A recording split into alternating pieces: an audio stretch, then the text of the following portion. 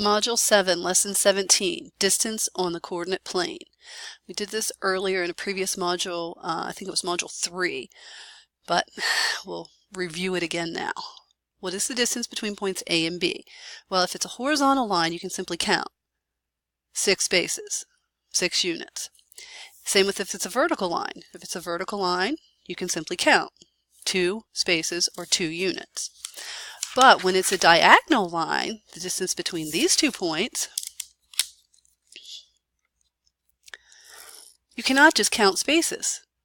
So what you're going to have to do, if you recall, is to create a right triangle. Oops.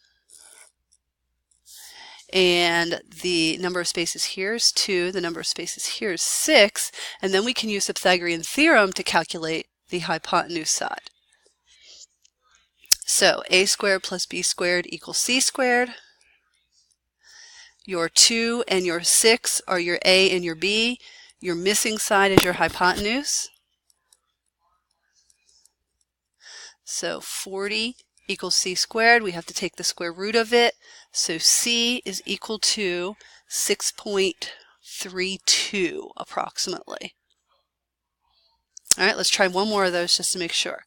So if we have these 2 points and we're trying to find this distance between them, we're going to have to draw a right triangle. So we go straight across and straight down, and then we count our sides. 3 here, 3 here.